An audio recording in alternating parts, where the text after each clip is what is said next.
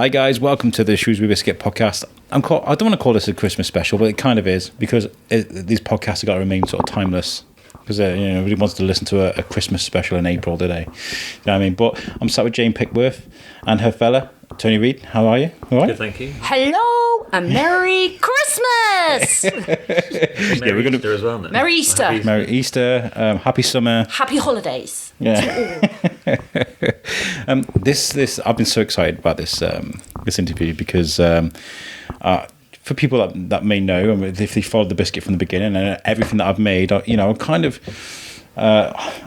experimented with a bit of voice acting and stuff. There are things out there that can be heard of mine where I sounded like a bit of a just trying different voices and trying different things, whether they're good or whether they're bad. And Jane, obviously, you did the voices and the puppetry for the Doorstep Carols. I did, yeah.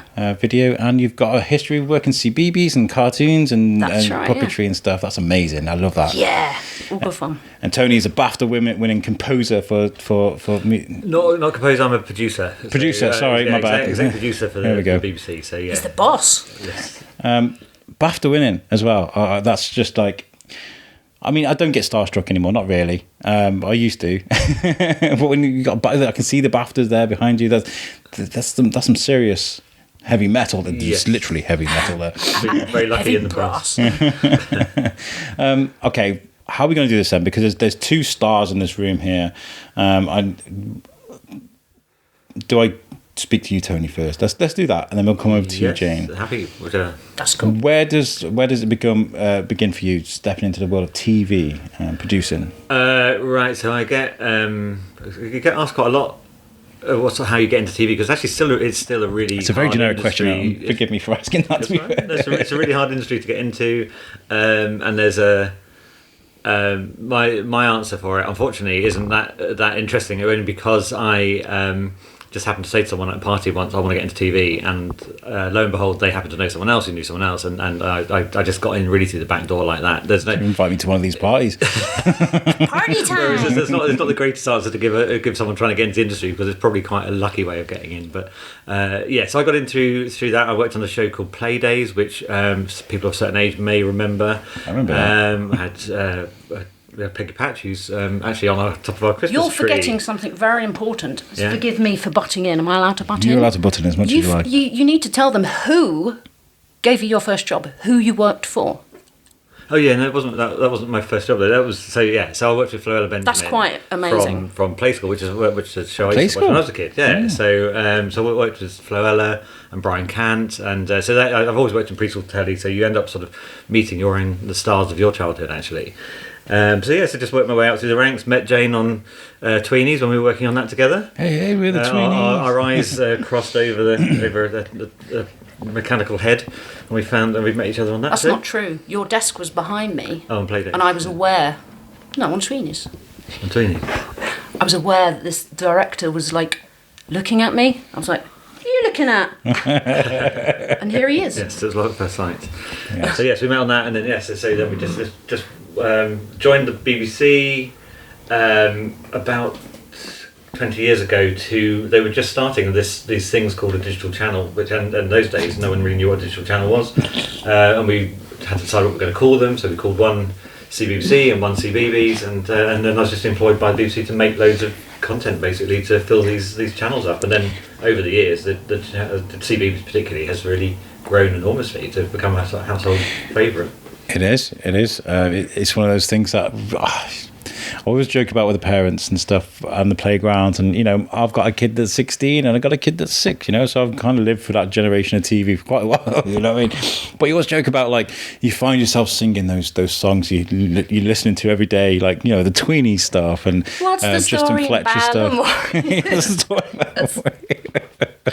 They get you, don't they?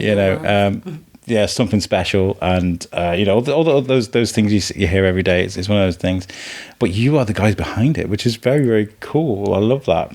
You're the guys that brainwash us every day, all day, every day. That's exactly what we try to do. Brainwash parents. Watch the TV. But no, it's really nice to meet you guys. And so you step into this world of TV.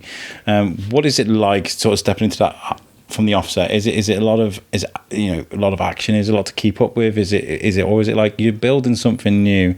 You take your time, think about what you're going to make, and make it, or is there like tight deadlines? Do you know what I mean?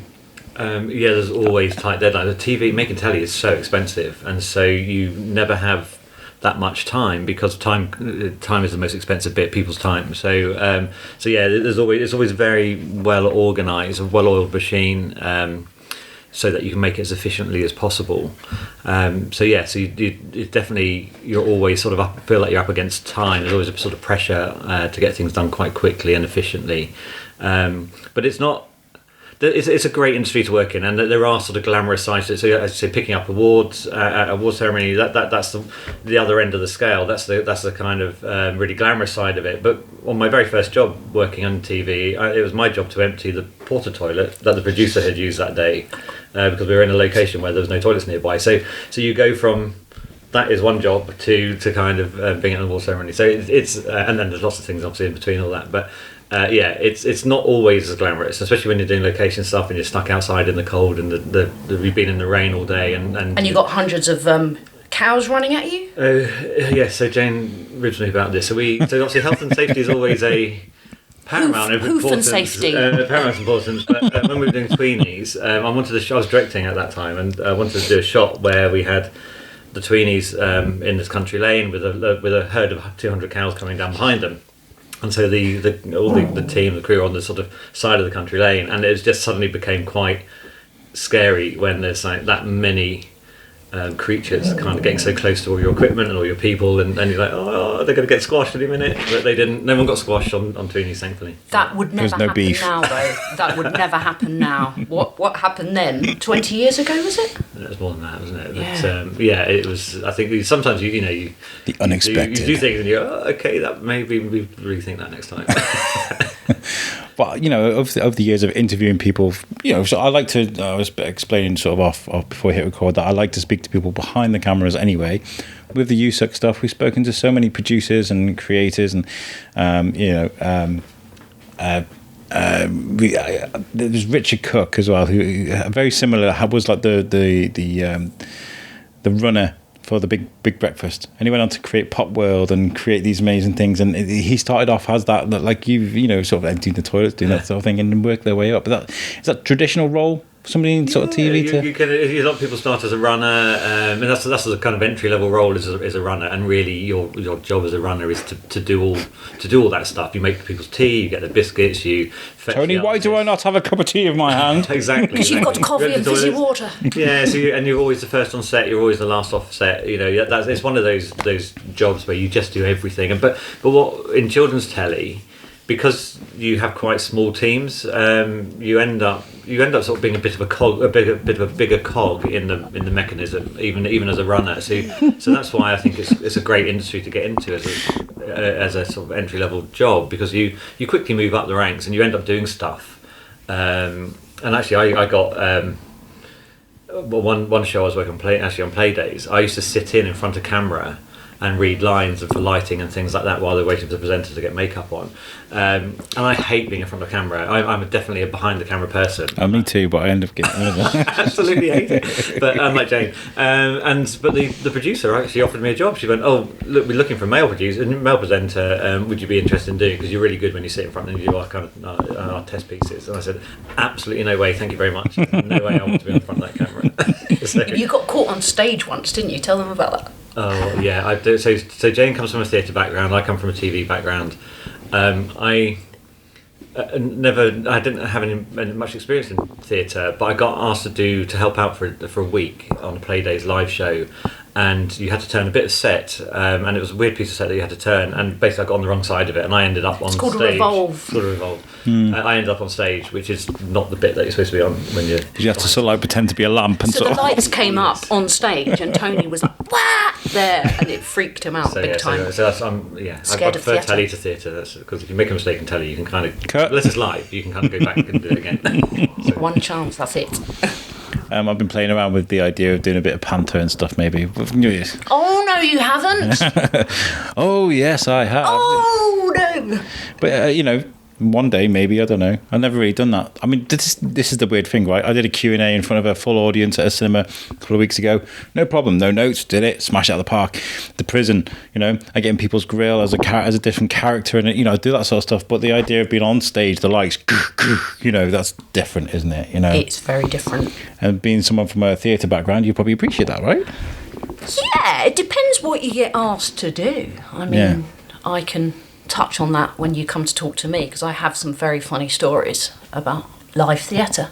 We'll put a pin on that. We'll build that expectations up there. Absolutely.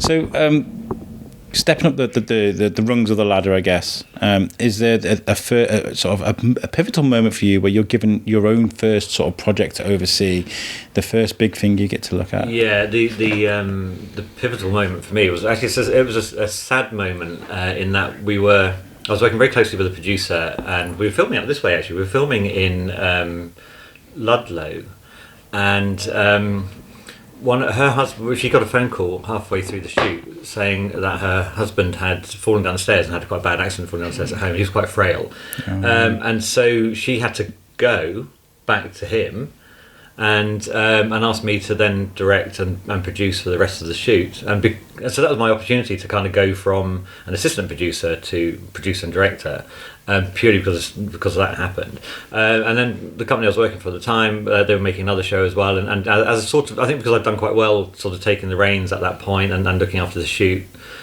successfully, they said, look, we really appreciate that, and we'd like to give you kind of another gig to do. So that was my sort of shoe in the door for directing and producing, and so I managed to kind of get another gig that, and then from that point I was able to then move up the ranks sort of quite quickly then, really. I get Tony to do it. He coped all right in that first thing we gave him. Yeah. Yes, someone hurt themselves, but no, he survived. It was unfortunate for her husband, but obviously very fortunate for me that I managed to get that opportunity. When it comes to like CBeebies and CBBC and the kind of factory that thing is, I mean, I look at it from the outside as an adult, not as a 6-year-old or whatever, and I look at it as like this machine that's just constantly pumping out the new idea or these things. And you look at the credits afterwards, and they're like, you see like a Canadian studios thing, and you're thinking, wow, how did they bring these things in? How did they create the next best thing? And there must be like this. Do you have like a department of people who sit around the table and write ideas? I mean, how does that work? Well, that's sort of me. That's my team really for the whole BBC Children's age range, so 0 to 12. I look after the development team, and so we come up with new ideas basically for that audience. But the area I work in at the moment is purely animation, so we come up with animated ideas. But a big part of that job, as you've just alluded to, is actually finding partners and finance partners. Yeah. And they could be from Canada, they could be from China, it could be from anywhere. And so when we're building, when we start with the show, we start with the creative and what we want to do and what the kind of gaps are, what the audience might need. And then we think, well, okay, how are we going to pay for it? And we want to offer best value for money for the license fee payer. So obviously we want to try and keep the percentage that the BBC actually pays for the show as low as possible. And we go out internationally looking for finance partners and global partners basically to help pay for it, because it's super expensive making animation. And it really helps if we can bring in some good partners. So we're working on a show at the moment which is co-funded by a Chinese company called Tencent. But previously we've been working with a Canadian company who's been co-financing Love Monster. So yeah. Oh, okay. So these ideas can literally come from anywhere then. Ideas can come from anywhere, and actually the ones that we find are most successful are the ones that really come from people's hearts. So I think saying to someone, go and sit in a dark corner and come up with an idea is probably not the most successful way. But if you say to someone, what is it that you feel passionate about? What is it that you love when you were a kid? What's the story that you want to tell? And I think that's where you start to get those gems and you start to get those shows that do really well. Jane? I have just remembered, tell Alex how you came up with the idea of Space Pirates. Where were you when you came, and what was I we did a show a number of years ago called Space Pirates. It was a really funny show, and I don't think it would ever get commissioned now, because it was quite, at the time it was kind of quite out there as an idea. Do you remember that, Space Pirates? No, it was about I'm sure you can see it on a YouTube ship on space and na Space Pirates. Yeah. It was so cool. So we got yes, I was in the bath, and I was just thinking about. He was in the bath whilst I was listening to a pirate radio station in the bedroom. Okay, so picture that. And that's just the idea for Space Rights came to me, and then I took it to the development producer I was working with at the time, and between us we worked it up and got it commissioned, and actually I ended up employing a radio. He was a news announcer actually, who was on the BBC One breakfast show at the time with Chris Moyles. I love Chris. He's who I base myself on. and so Chris ended up playing a lot of the stuff on the show. He really championed the show, so it became quite well known. They did the theme tune. I didn't know about it then. With Ghostbusters theme tune, didn't they? They did a kind of weird mix and. Yeah, so that was, but like I say, it was quite a random show. We had to hear the theme. We had all sorts of guests on it. It was a music show, so you had 3 different musical elements within an episode. Some were videos, some were live guests, and actually, so we had McFly on. We had the Cheeky Girls on. Oh, you liked that episode, didn't you? So we had all sorts of weird and wonderful guests and videos that we used to use on it. Yeah, I'm trying to find it now. But I realise I'm in airplane mode, so I can't believe you missed that one. I suppose it's a funny show. Yeah, it was quite a while ago. It probably looks very dated now, I'd imagine. Yeah. Yeah, it was okay. So this is before I had my kids. So this is what 2007. No, I had my kids. I don't understand why I didn't see it. A year old, wasn't it? Was it CBBC or CBeebies? Time when it was just a blur. Was it CBBC or CBeebies? It was on CBeebies. Yeah. Why didn't I see this? I don't know. You'd love it. It's very funny. You'd love it. It's right up your street. Yeah, probably. Yeah.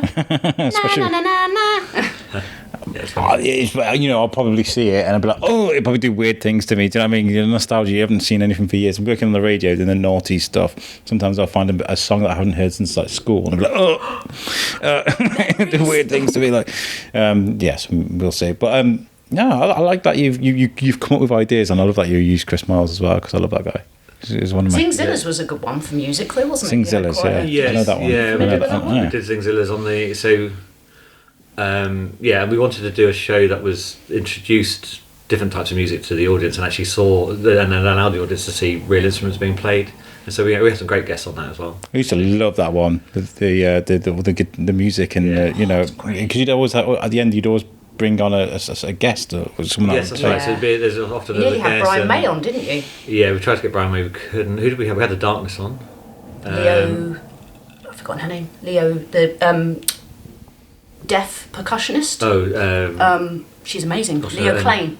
No, yes, we had Leo Klein on it. Leo but she's not there. Sorry, that's a different. You're thinking of someone else. But we had Leo Klein on it. Sorry, if you're listening to this. Stars on it.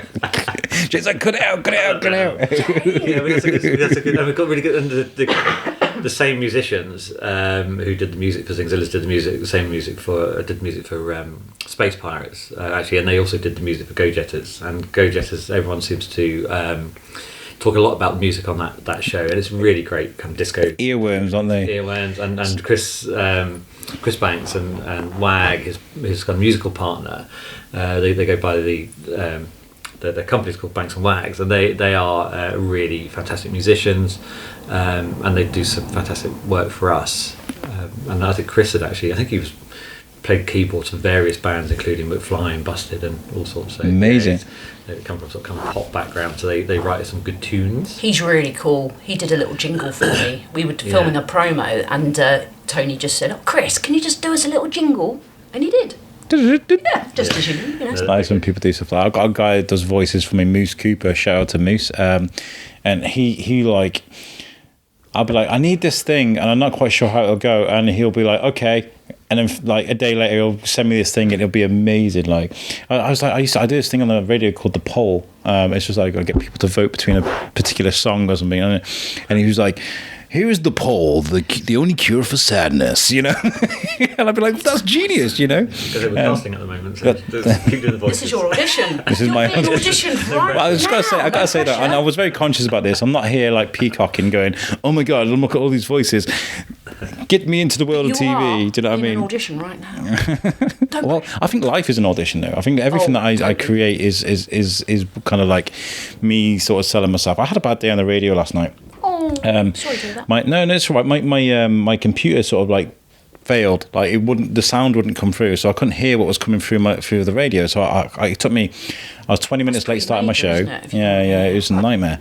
20 minutes starting my show, and then my kid is poorly. He's just been given an inhaler. He's got a bad cough. My wife just had a COVID jab, so she was like under the weather. She was like, oh. So I was like, do you know what? I'm going to kill the show an hour early.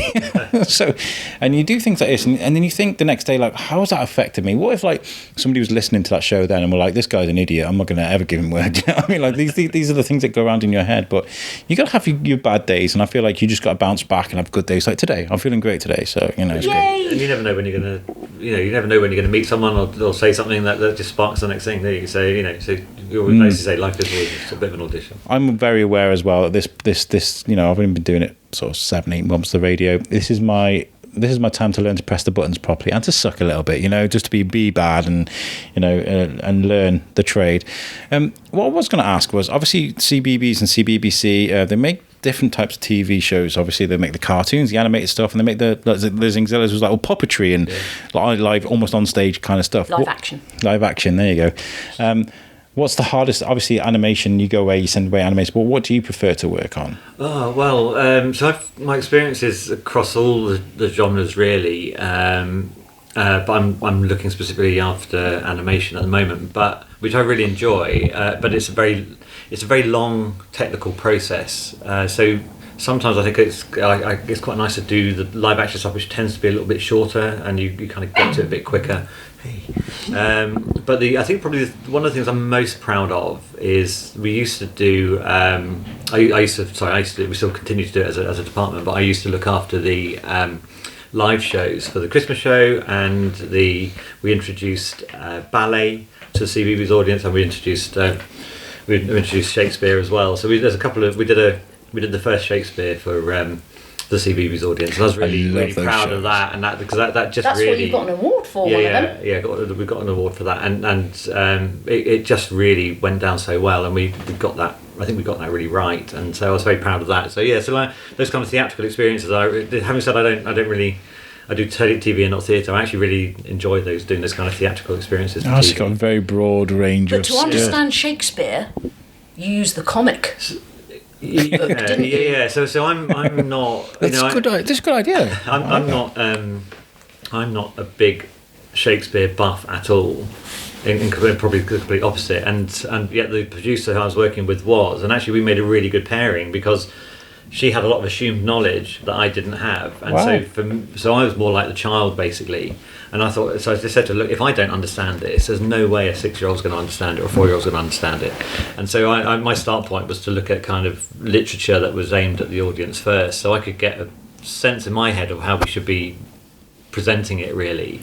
And I think it was a good balancing act, because this other producer who I was working with, she was super good at knowing exactly what we had to do to make it right, but I was really good at making it so our audience would understand it, and so between us we kind of came up with something that really worked well, I think. James just handed me a graphic novel of The Midsummer Night's Dream, which is I think that's brilliant. It's very clever actually, because like you said, you're trying to make it palatable for children, to simple it down a little bit. And actually, it's quite. If you're not familiar with Shakespeare and the use of the language and the dialogue, it's actually really quite difficult to get your head into that space. And so that was just like a quick way of getting into it and understanding of it. The live shows always look they look like very well organised chaos to me. They're brilliant. They are well organised chaos, because the Christmas show in particular.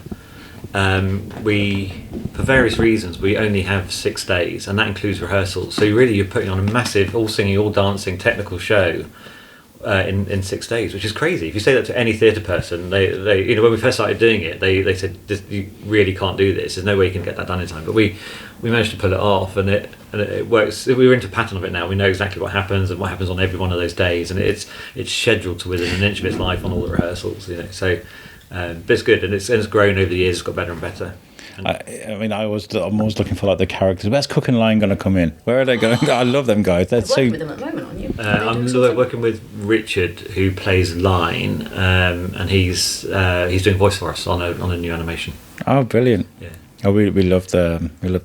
They're funny. They are very funny. It was one of the first shows that Timmy sort of learned how to do the walk the plank, all them sort of things. Oh, it's great. So I came up with a concept for Swashbuckle.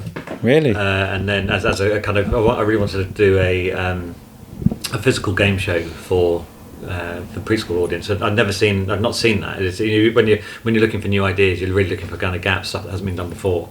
And I thought that we've done those kind of gungy physical game show things for older kids, but never for the sort of preschool audience. So the notion of having that was where we started. And then one of our development producers I was working with, we added that, helped us to add that kind of pirate layer. Then we decided to do it with the kind of soft play vibe to it as well. So yeah, it's not just one person's idea, but it was the kind of seed of the idea. It does remind me of like a younger version of like we had Funhouse when I was a kid with Pat Sharp. Like, best. yeah, Yeah. I was scared of the chicken at the end. Yeah, It's good shows, Swashbuckle. It's on, I think it was season 8 now or something, so they made loads of them. It's really good. when they changed the captain now, I was kind of like, hold on, oh no, I don't like change. Yeah. That's wrong. Hats isn't off it? to the lady that does it now, but like the Can't change. Yeah, that's always the problem when you continuity, guys. But I suppose these things happen, don't they, in TV. Let's move on to you now, Jane. You've been sat there very patiently. Sort of, Excited. and I don't mean to move just swiftly away from your amazing career and your achievements. Yes. fine, I'm going to chip in anyway.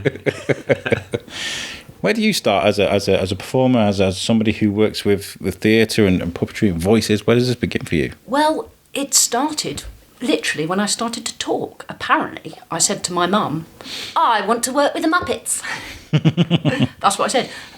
I started talking really young, apparently. Literally, who's that? What's that? Where's that? And my mum's friend, who had a baby the same age as me, Mark, she said, who's that in the other room? And she said, that's Jane. And apparently I did start talking early, so it was obviously meant to be. I absolutely loved television as a kid, was obsessed with Rainbow and all the puppets, but I would watch it in a different kind of way. I would just be so fascinated by the whole thing, everything of it. It wasn't just a kid watch it, it's like I knew that that's what I wanted to do. And then I started acting when I was like 9. I belonged, wow. Yeah, I belonged to the North London Youth Theatre Group in High Barnet in London, and there I started doing the musicals like Oliver, Bugs Moan, Sweeney Todd, The Wizard of Oz, all those kinds. Nice, of yeah. Because there's Get Your Wiggle On here, isn't there? There is, various... which I've yet to be on the show. I've interviewed them a couple of times, but to properly be on the show. Yeah, so that's how I started basically, is amateur theatre, and I absolutely loved it. It was just the best thing ever. I didn't want to be at school doing stuff. I wanted to be performing and just playing with puppets and doing voices, and so I started mimicking adverts. And one of the most famous ones, do you remember in the cinema? Beware, thieves are operating in this area. Yeah. So as a kid, do you remember that? But the snakes. And I was like, oh, I want to do that voice. So I practiced it and was able to. Beware, thieves are operating in this area. Love it. I'm warmed up, by the way. Yeah, and just like adverts. Do you remember like the Trio advert and things like that? I would just repeat, just mimic it and just... Donald Duck? Oh yeah, I taught myself how to do Donald Duck as a kid. Yeah? I sat in the bath for literally 2 hours and I made myself learn how to do Donald Duck. Really? And I would not get out that bath until I could do... like that. I love it. But then as I got older, I'd lost two teeth. My baby teeth fell out. Oh, right, so it altered the sound of it. I couldn't do it as right, well. so you have to teach yourself again? Well, no, I can't. It's still not perfect. But yeah, that's... I'm obsessed with accents. I love accents, wherever it is in the world. I think accents are just fantastic. They're very hard to do. They are very hard to do. But yeah, I love dialogue. I love conversation. I love that. What's your favourite accent that you can do? Well, my family from Cork, and I have this really soft-spoken accent, and it's not like right from Dublin. They got the really Dublin accent. I'm from Dublin. They got this really nice, soft and spoken accent. It's very quite quick, and the way they talk it. But the ladies sound amazing when they talk it at you. It's amazing. I love it. So I love that accent. I like the New York accent or that Jersey accent. Sopranos for me, I love because I know that's like New Jersey, but they still got that, that real strong gruff. I love that so much. Doesn't matter who I'm talking to. I love listening to that sort of accent. So that kind of my You've got a good rich voice for that kind of. This is the thing, right? Because I never really wanted to perform. Never wanted to do theatre or acting or anything like that. And I kind of still don't really. The voice acting, yes, but I don't really fancy being in front of camera too much. The good thing about voice acting is that you can literally let rip and not worry about what you look like. So with a voice, you can just really go for it and. Yeah. And that's what I liked about that, is that I can be somebody else down a microphone, you know, and I love that. And not be seen. I got an opportunity with Ant McGinley, who does On the Left Side it's like a sports show. And he'd be like, get me to do different accents and impressions of footballers and stuff. And I thought that was amazing. And I tried it, and he was like, that was really good. And I was like, no way. I can't believe it. I didn't think it would be any good, but, so you started doing like these impressions as a kid. I don't talk about me. It's all about you. It's about me. Around interviewing the interview. So that's what I knew, that I wanted to do voices, but as a kid, you don't really know how to get into doing stuff like that. Yeah. So I carried on with the acting stuff. Didn't want to be at school. I thought, no, I want to work in television. I was a massive fan of Rainbow. All right, yeah, Zippy. Zippy. And I did end up meeting Zippy, Bungle and George, and Rod, Jane and Freddie, which absolutely blew my mind. Wow. That was my first tour. Rainbow, the live stage show. Wow. And that was mad. But going back, sorry, I always drift off the path. You have to get me back on the path. That's right. So when I left school, I didn't want to do A-levels. So it was the first year that they introduced the BTEC Performing Arts course. Oh, wow. That was like born in when I left school. So I was like one of the first people to do that course. Wow. It was amazing. So I'd left school, went and did the performing arts, and I did acting, singing, dance, lighting and sound. Basically, it's a taster of everything in the industry. So what that then does is then you can then decide what you like, what your flavour is, sort of thing. But the problem is, I kind of liked everything, which back then kind of wasn't heard of. It was kind of like just to see which direction you're going to go in, yeah. Us and them, like the crew, yeah. Really? It was very, very separated, wasn't it? Well, I don't know if you experienced that, but certainly in theatre, it was us and them. So it was unheard of to want to go into acting and work backstage, sort of thing, because it looked like you were kind of like a wannabe. But the thing is, I genuinely loved the whole thing. Absolutely loved it. But at the same time, I always appreciate like an actor that will go out and do like Ben Affleck when I did some directing amazing stuff. Yeah. Like Clint Eastwood is just as good a director as he is an actor. Like there's these amazing people that do pay attention to what goes on backstage that go on to do great things. I think it's a really important. I'm not saying that everyone should do everything, but I think it really helps make a good production if you are knowledgeable about all the different sort of areas. I'm not saying it's a necessity, but because I have been very lucky and worked in quite a lot of areas, when I'm like, say for example, doing a voice recording, I'm aware of what the production crew have, what they're up against in terms of like time, editing. Like you can't go in there and sort of be mucking about. You're booked for an hour, you've got to focus, do your job, because time is money. Yeah. But sometimes obviously you get some actors that kind of joke about and they're not aware, and that's okay, because how would they know? They've not worked on the other side. So for me, sometimes it makes it a little bit stressful for me. So if I'm in a recording studio, I'm like thinking, are we going to get this done? Are we going to overrun? It's going to be really expensive. It can be a bit of a nightmare because I'm so aware of the other side. So when I go in and perform, I've kind of got the other... Go in, nail it, get out. Yeah. But also, like, so if something's overrunning, which it does, because sometimes, directors take longer, whatever, or there could be like a technical issue which you experienced last night when you're doing your thing. It happens. Absolutely. But my brain suddenly switches to the production side of it, thinking, oh no, that's going to... So it can be quite stressful for me sometimes knowing too much. And I'm such a perfectionist as well. So a lot of that's down to the direction as well, though, isn't it? I mean, if you got good direction, I mean, I did a voice part for Treasure Island, and they wanted a pirate, but they were like, "Here's your lines, crack on, do it. And I was just like, now if I was going to do a pirate, you know, in my mind, I would play it different. I wouldn't go for the old, oh, we're a pirate. I'd be like, probably do a Scouse accent, you know, like, hey, mate, you know, welcome to the ship. Like, you know, I'm going to, you know, I'd play it a little bit different, but I couldn't do that and risk it not being used. You know what I mean? Yeah. So a bit of direction would have been great for that. Was that for an audition or for the actual? No, that was for the role. I threw an audition to get the incognito thing with Ash Wilding. Big shout out to him. I can't do the main role now, so I've given it to somebody else. But I read the first page of Watchmen, which is a very violent comic book. But for each square, I did a different accent and sent them to him. A different voice for each bit, and it's Rorschach talking about how there's like blood dripping down the curb of on the thing, and I did it like in different accents, and he was like, yes, come on board, you know, because Brilliant. That's just what I like. I like to challenge myself, do things differently, but you need that direction. If you want to go in there and nail it, get out, you need your director to go, here's your lines.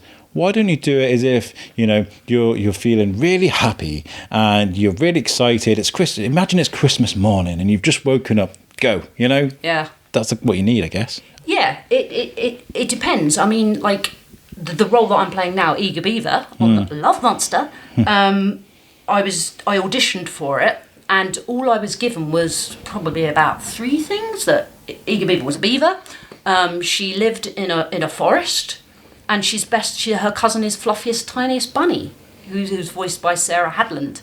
So that's all I knew for that character. Oh, and she's Canadian. So I'm like, oh, okay. So I went away and I literally researched the role? Research, that's the word. I lost the word there. It's funny how that happens on a beavers, podcast. as you do. So I was like looking at pictures of beavers thinking, okay, so they've got sticky out teeth.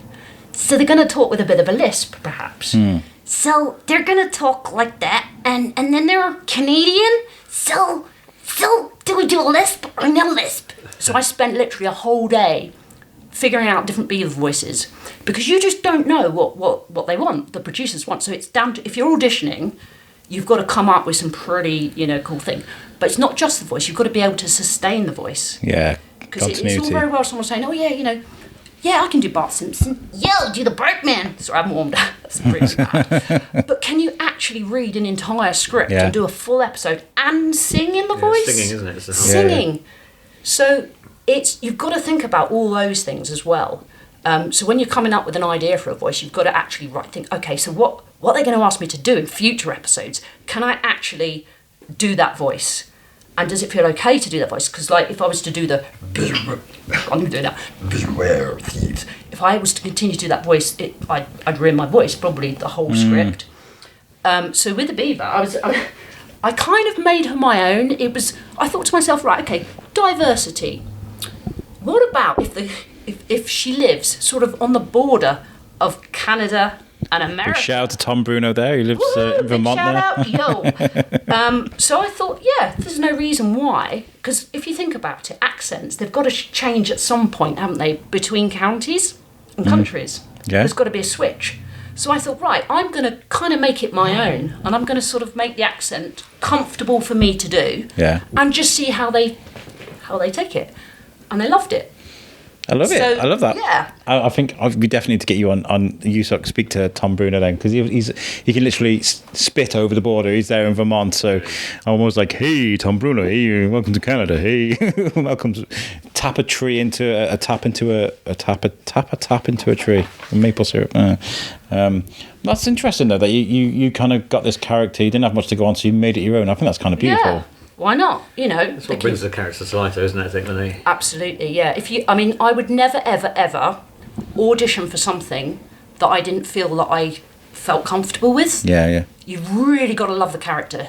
Well, it depends. Some actors kind of take whatever because they have to, because it's a. But luckily, you know, Tony works, so I can, and because I'm a full-time mum, I can kind of pick and choose what I do. I don't want to be too available because I'm a mum at the moment. So this is brilliant that I can just, you know, focus on this one character. And I've just recorded quite a fun episode called Elders Away Day. And this will be coming up in the new year. And basically, Eager Beaver takes over. She becomes the Council of Cuteness. So she's like the leader for the day. and she gets them doing all kinds of funny things. I'm not going to give too much away because this is coming out in the new year. There's spoilers and all that, Spoilers, no spoilers. So that's really good. That was fantastic, that script for me, because there was a lot of... It was a tricky one, that though, wasn't it? Because in that episode, she's being the leader and she's essentially bossing everyone around, and then it all goes a bit wrong. But the note from the director was, we don't want it to be too bossy. So actually, from an acting point of view, it's actually quite complex. You have to sort of try and be bossy, but without sounding bossy, if that makes sense. So Yeah. it's quite more challenging. to it. There's more to it than you Yeah. really think. There's a lot of thought that goes into each line, basically, because you kind of... Because you don't record it all together as well. You don't get the cast all together. You go in for your session. So you've got to imagine what's going on. So you haven't got other people to bounce off with, which is what I really like. So when we were working on the tweenies, all the tweenies, they did the voice record together because they were also animatronic heads, so they did the voice record. But everybody was together around a mic, so they could bounce off each other. And with the singing, it was all together, completely different. But with Love Monster, we go in on our own, and we have to deliver these amazing, like, excitable lines, and imagine that you're talking to someone else sometimes without visuals as well. So it's quite a challenge as an actor to muster up that I mean, I love it. I think it's wonderful. So to get to that point, I spend quite a few hours warming up before the job. Just running around the house, Macaulay Culkin style. Literally, yeah, like that. No, I do. Mummy made me mash my M&Ms. Lots of vocal warm-ups. Nice. Because if you think about it, the voice of the beaver. Let me just get a bit of script here, because I'm.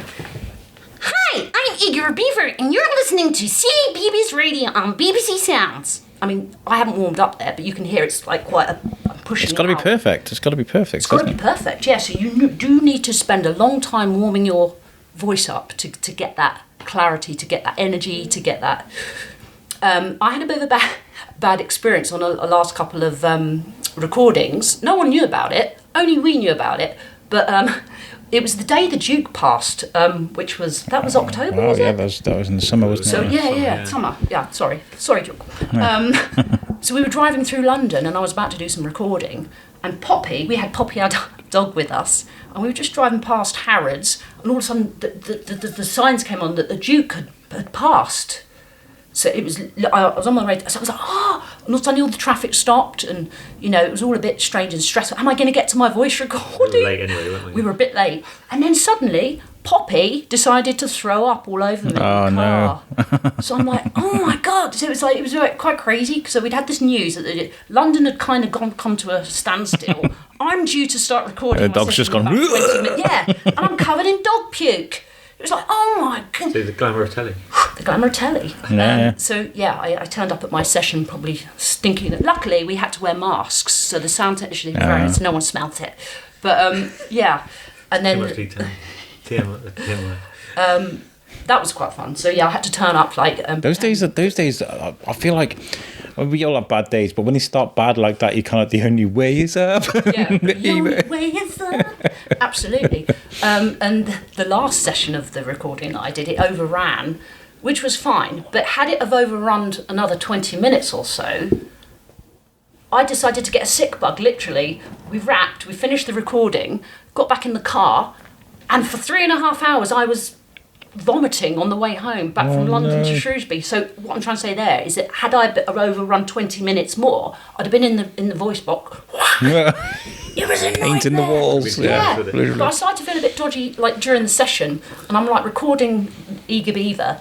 And I'm like, I'm not feeling too good here, but I'm like, high energy, being a beaver, thinking time is money, I've got it. Did it, but no one else would know that.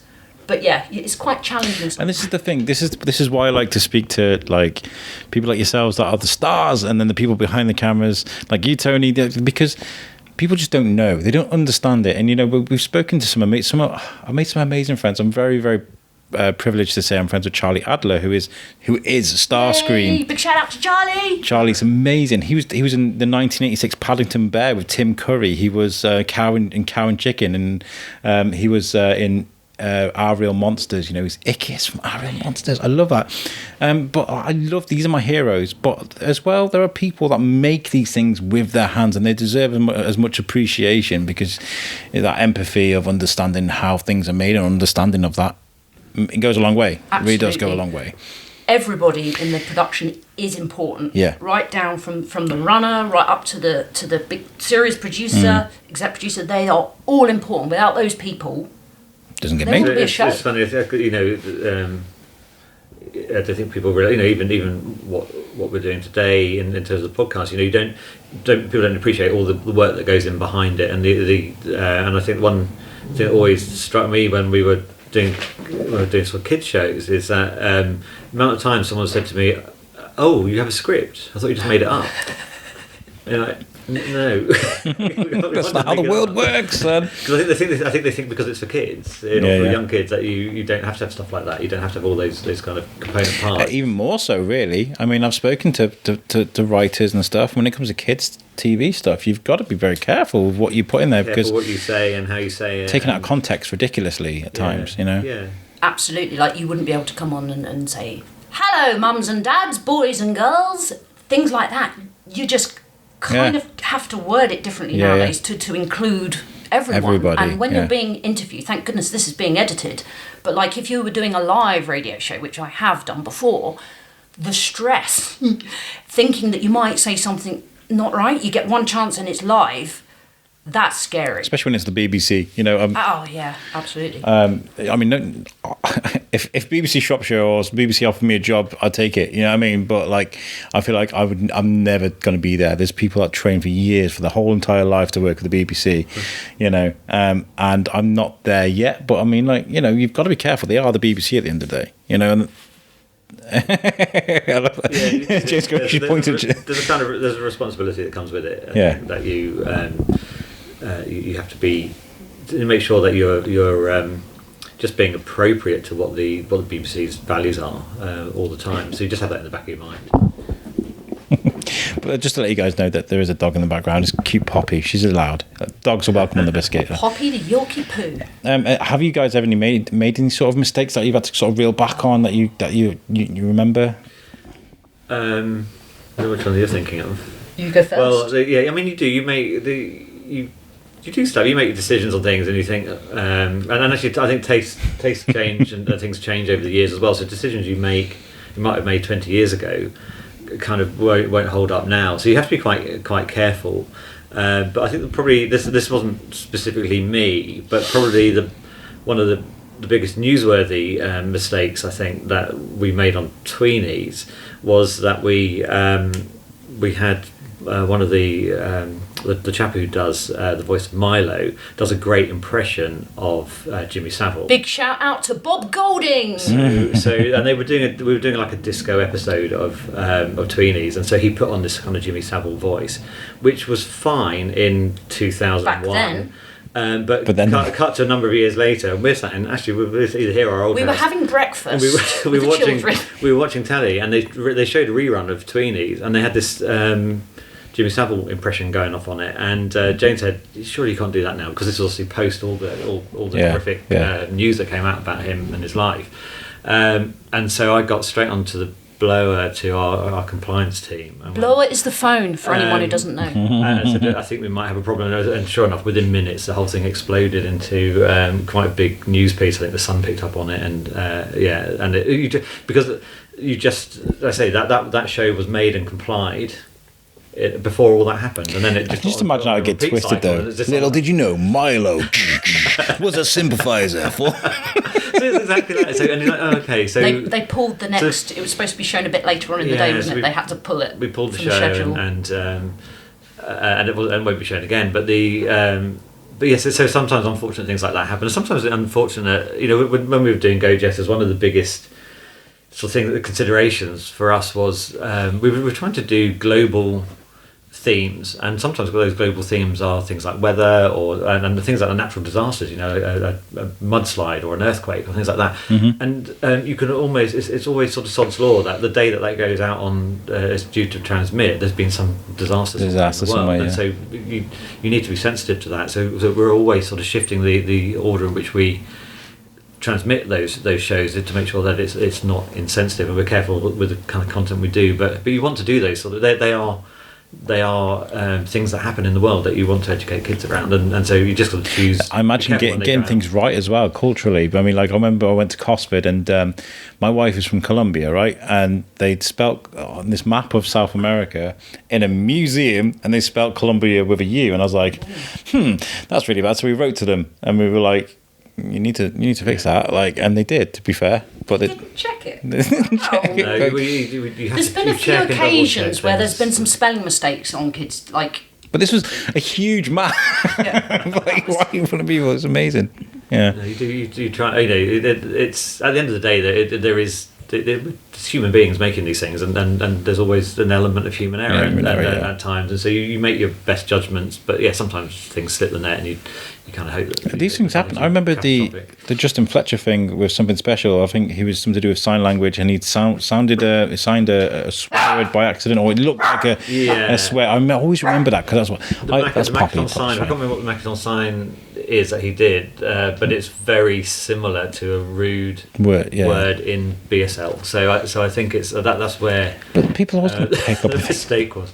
But I think people like there's Justin, always going to be people watching though. Yeah, there's always someone trying to kind of bring. But they see people kind of have success, and I think there's always someone wanting to sort of try and bring them down a bit. And what shocked me as well is this really genuinely took me by surprise. Was I remember it was I don't know why I ended up going into the comments, but it was like an announcement of a new series of Paw Patrol, a new season of Paw Patrol, right?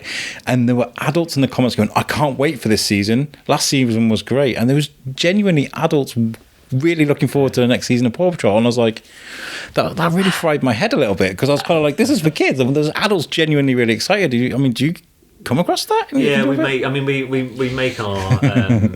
the content for CBeebies particularly is made with a dual audience in mind. The fact that you've got parents and carers watching it as well, so you try and make the content that's palatable for them as well, and so you have some either music or some of the dialogue that is in there, just that kind of just helps the adults kind of really enjoy the show as well. So I think that's probably part of it. Especially with voices as well, they like to try and get a name to do a voice. To get in, sometimes it's useful to have someone who's got who's known, and I notice now it's more about their kind of social media followings. So if you can get someone who's doing a voice who's got a big following, then you just get a bit more marketing, a bit more publicity. And you got to be careful, haven't you? I mean, there was a kids program a while ago that had Kevin Smith. He was flying in the air in some kids thing, and they were like, I love Kevin Smith. He's one of my heroes. He made Clerks and Mallrats and Dogma and stuff. And he's one of the podcasting pioneers of the world, right? But I love him. But he's very foul-mouthed, likes his weed. He's Jay and Silent Bob. And he's on this kids program flying through the air. And they're like, have you listened to any Kev Smith stuff? It's great having these people. But then again, you got like Tom Hardy's just been announced he's doing the story, the late night story on CBeebies again. And I had this conversation on a live show a couple of weeks ago how I thought Tom Hardy was a little bit overrated, and people just like open mouthed at me. I was like, Bane doesn't sound like Sean Connery, stop it. Do you know what I mean? But people love Tom Hardy, so that will bring people in, the adults as well. I think that's interesting. It really is interesting. Absolutely. I auditioned for do you remember Tree Fu Tom? Yes, Tree Fu Tom. Tree Fu Tom. Yeah. I did really well on the audition. I got through to like the third round, and then they decided to go with David Tennant and Sophie Aldrich, which is cool because they sound David great. Tennant, yeah. But it's Doctor Who, man. Yeah. So I didn't get that because I wasn't like. I think that was their angle actually. Is that Sophie and David Tennant together. It was the first time they'd done something together since Doctor Who, so it was kind of like my favourite David Tennant impression. Do kids know that though? When kids are watching, it, yeah. This is my, no offence. I didn't even know David Tennant was in that until you told me, just genuinely. But yeah. My favourite David Tennant impression is nothing to do with Doctor Who. It's Jessica Jones. It's Jessica! Oh, that's a good one. Jessica! What's you said you'd worked on... Let me hear your impression that you said you'd worked on... Jurgen Klopp. Yeah. Yeah, so for On the Left Side, they used to be like, can you do impressions of this person? I do, Frank Lampard, but like he would be like Jurgen Klopp, and I was like, oh my god, that's a really difficult one because he's such a well-known person, right? But I used to do this thing on the podcast called the Camp Germans, and welcome to the show. It's very nice to see you. Pooping is the schmuck, all these kind of things. And I was like, so I got this Camp German thing. So my name is Jürgen, and then just drop it down a little bit. So my name is Jürgen Klopp, and then I'm in Liverpool for a very long time. It's very good, and then you had a bit of gruff onto it. It's like these little bits. It's like, brilliant. But a bit like you though, sitting in the bath trying to learn to do Donald Duck. I went over it and over it and over it. Pasquale last week, he was being interviewed on the Sunday brunch or something like that. And I thought, his voice is amazing. I'm going to try it. Joe, I can't do it now because I've had a bit of a chest. Joe Pasquale, he talk. I can't do it now. Yeah. Ironically, being recorded. Yeah, because he has a little voice. People, you have to you can train your mouth to do anything. Yeah. You really, really can. It's like you can. So if you spend hours trying to perfect a voice, you'll be able to. Another one I used to do was Beavis and Butthead. All right. Sometimes they're like girls and stuff, that kind of thing. I love it. I love it, I love voice actors because they're super hit. I said this with a load of artists that are drawn because they can do what I can't, and I'll nowhere be on the level of what you are, or like Ralph Garman, or all my heroes. Tara Strong. There was a point when I was chatting to Tara Strong on Facebook about coming on the show, and then she ended up in the MCU. She was the Clock on Loki, and she's in Powerpuff Girls. It's Tara Strong. She's massive, She's like. I auditioned for that once. Did you? Really? Oh, what? Yeah, Bubbles. Oh, really? I can't remember the voice. I'd have to hear it. She. Cootie, the Powerpuff Girl. I can't remember like which character. That's so cool. I think she is. She's either Buttercup or. Oh, okay. Yeah, they were doing some promo thing or something, and I love her to bits. And soon as you get so big that they're on the MCU, that's it. You can't get hold of them. She was very welcome to come on the show, but things happened and she didn't come on. And we spoke to Billy West as well. Billy West is one of our idols. Yeah. He was so great, and he did a thing for us. He's like, "Hi, I'm Zach Brannigan. Welcome to You Suck with Al and Tom." And I love that so much because these are my idols. Have you had a lot of feedback from kids from the Love Monster and stuff? I know it's only early doors, but do you know what? In the playground, because the children don't watch CBeebies anymore because they are 9 and 15. Yeah. So I don't really hang out with the kind of younger kids anymore. But when I do see them, yeah, they do. There are quite a few kids that do love. Actually, adults as well are really enjoying Love Monster. She's Bubbles. Is she Bubbles? She's Bubbles, yeah. Awesome. So she's your competitor. Brilliant. But she's obviously Harley Quinn. She's so many. She does Teen Titans as well, doesn't she? Teen Titans, yeah. I think she does Raven in Teen Titans, yeah. That was, in fact, with Chapman, who's working on Love Monster. Did he work on Teen Titans? He worked on my producer. No, one of the writers on Love Monster was a writer on Teen Titans. My weird goal is to end up as, even if it's just a or something on the extras of Rick and Morty. I just want to have a credit on Rick and Morty. That's all I want in my life. That's it, and then I can die happy, because you get the heroes. Simpsons. I know. No, that would be cool. That would be cool though. Yeah, just to be on The Simpsons, Family Guy, something like that. But Rick and Morty for me is like, or Futurama, but Futurama's not going anymore. There's rumours of them doing some sort of stuff with Futurama, but I don't think it'll be involved. Today is today. It's Nippler's birthday. Do you remember that? I love that. We used to watch that all the time. Pre-kids. Hey, you want to destroy all humans? I love Bender. It's so good. These are the kind of shows I'll sit and watch with my 6-year-old, knowing that they're probably a bit too risque for him, but I don't mind. They probably don't even notice. Yeah, probably didn't even notice. I just remembered, actually, my very, very first voiceover was during pantomime when I was follow spot operator for Jack and the Beanstalk, and they needed one of the crew members at front of house to shout out, "She's in the toilet," in a kid's voice. So I said, I can do that. Now, do you remember a chap called Nigel Lisco? He actually created, is either Britain's Got Talent or... Yes, Britain's Got Talent. Britain's Got Talent, yeah. I think. I know, the one that Pop Idol. Pop Idol. Originally, came up with the concept of that. Anyway, cut long story short, his wife, Bonnie, she was choreographing the panto, and she said, okay, Jane, can you do that? I was like...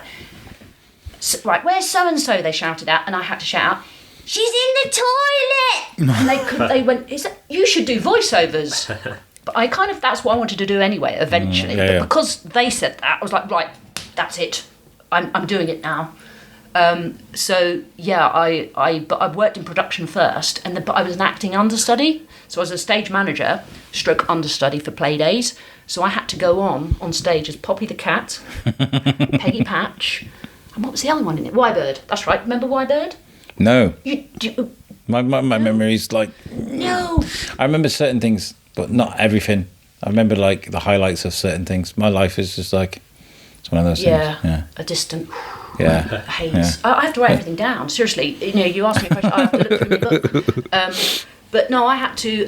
Funny thing was when I was working with Justin Fletcher on the Playday show, live show, he was playing Mr. Jolly, and Peggy Patch is actually a doll in the TV show. Yeah. There she is. Tony acquired her from Playdays. But in the stage show, they have real humans dressed up as they're not puppets. But Peggy Patch, in reality, she's quite small compared to Mr. Jolly, who was played by Justin. So when I had to go on as understudy, I was taller than Mr. Jolly, which is actually quite funny. So Justin had to kind of like look up to me to art, and it was so embarrassing because like I was wearing Peggy Patch's costume, and they were like half-mast dungarees, and that character isn't really me. It's kind of like a girly, oh, Mr. Jolly. I can't even remember her voice. Is that right? Mr. Jolly, that sort of voice. So I absolutely hated being on stage as Peggy Patch. And I didn't go on very much. It was only if someone was ill or whatever on tour. But that was the worst one. I didn't mind playing Poppy the cat, because that would do, Mr. Jolly. And you'd wear a head so you could hide. Yeah. But Peggy Patch, I was in the flesh. I had to wear a wig and a hat, and I was like, I couldn't hide. I felt really out of my comfort zone because, I don't know, it's because it wasn't my part and I wasn't cast for that part. I just suddenly felt, oh my God, I'm playing someone else, and I'm like... I kind of like hiding behind a character, though. It's a weird thing. I mean, like, yeah. I know I can't claim to... I always say this, oh, yeah, I do sing at the prison. I know exactly how you're feeling, but I don't. But whether they get me to play a drag artist, whether they get me... I've done that before. Brilliant. I had a really big beard as well, and they give me the wig and the makeup, and I was like, oh, so you just walk into people's rooms, do you? Get out of my room. And I didn't know if I was being, like, insensitive. You were a drag artist in the prison? Yeah. Really? It was fun. Or the psychopathic butcher. I went to audition for Winnie the Pooh. Hello, I'm Winnie the Pooh. And I liked it. I like hiding. At the moment, I'm playing a bit of an arsehole, right? And I like that because I'm not in real life. I can kind of just be bad, Yeah. And then go home and be the wimp that I normally am. Do you know what I mean? Like, it's kind of nice. I think for something like that, though, where that is your character, it's okay. But when you're kind of understudying for like 4 characters... Understudy sounds scary to me. It was really scary. In you go. that was my first tour, Playdays tour, because I applied... So I left school. I've so forgotten. I did the performing arts course, took a year out and worked in professional theatre and did follow spotting and worked with... Chaz and Dave. Oh, wow. I was their follow spot operator. To see them do Rabbit live was just mind blowing. Can you imagine? Like you're a kid, like 17, and they're there. Yeah. It was like, whoa! I was their follow spot operator. It was amazing. What did I do? And then I went to Guildford School of Acting. Justin had just left. Justin Fletcher. He'd just left Guildford School of Acting. So we didn't meet there, but we met later. Later on in life. So when I left that, I literally left on a Friday, and my carpentry tutor's wife was playing Mrs. Barnum. Have you heard of the show Barnum, the circus show? No. You know, Great Showman. Yeah. So it's based on that. Yeah. P.T. Barnum was a real... Rung a bell. Yeah. So she was playing Mrs. Barnum, and they needed an assistant stage manager. So I had just won the stage management cup because I did stage management at drama school. Cool. And because I'd won the cup, I was asked to go for an interview for this role. So I'd left on the Friday. I got the job and literally went on tour on the Monday. Literally left drama school. I was so lucky. So I literally joined the circus as assistant stage manager. Which was so much fun because obviously, I left drama school and I'm now on tour. I'm an adult. Yeah, it's like, whoa! So, it was great. It was like a touring family. They nurtured me and I kind of learnt the job on the job. It was amazing. And they had real circus people there. So I got to work with real jugglers, trapeze artists, stilt walkers, unicyclists, you name it, they were there. So I got to learn quite a lot of, fantastic skills. But one of my jobs was to load the gun in the show. It's a bit of a... Yeah, don't worry, it wasn't a real gun. But one night, I forgot to load it. Oh no! Yeah, So it's quite a major scene actually, where there's a gunshot and someone dies in it, and so he's standing there. It's a really serious scene, and there was no bang. And can you Does somebody imagine have to it? shout, And it was Andrew O'Connor. Big shout out to Andrew O'Connor, presenter. He was playing P.T. Barnum, and that's when it gets really scary. When you're responsible, because obviously the whole thing was yeah. And there's nothing you can do about it. It's a live show. What can you do? You can't rewind it. You can't reshoot it. So they had to kind of act to this pretend bang, and that was nasty. And I've also plummeted the stage into darkness before the end of a number. I was doing Chicago. I think it was that one. All that jazz, all that blackout. They hadn't finished the song, and the director was like, so things can happen. I've been caught on live TV. Do you remember Smile on a Sunday morning with Fern Cotton and Reggie Yates? It was on BBC Two, I think it was.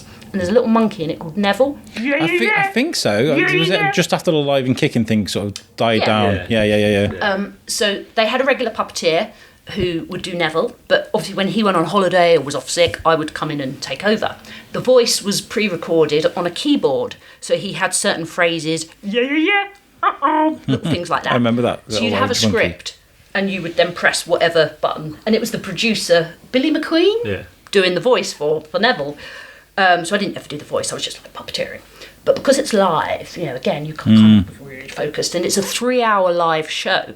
And it's like a magazine show, so you have guests coming on, singers, and then they'll cut to, so they'll be on the singers, like Top of the Pops sort of thing, and there's a stage over there singing, and then you'll get a little cue, and you're right, stand by, Neville, we're coming to you next, blah, blah, blah. And there was a new cameraman on, bless. I mean, you obviously have to start somewhere. Yeah. And the cameraman hadn't lined up on the correct place. The camera was still sort of dead, laying down where I was laying, waiting to come up. With a puppet on the floor. Yeah. Spoil the elements. On national TV, you look on the main monitor, cut to me, and I'm sitting there like a dead puppeteer with a dead puppet. And then all of a sudden you see me go, like that on live national TV. It scared the living heck out of me. That was my last time I did any live TV. It was it. That was it. It was shown. So the whole nation. Wow. So, I'm sure people have forgotten. Well, I haven't. So I do not like live TV. And on that same show, they were interviewing Peter Andre, and I'd forgotten my knee pads as a puppeteer. So as a puppeteer, you've got to kind of get into awkward positions. Yeah. So I'm leaning on the floor, and I'm not got my knee pads, but Peter Andre's there. He's sat at the desk. So I'm like on his level of... So you're like knee level down... Knee level. His head's up there, and I'm kind of, That must be awkward.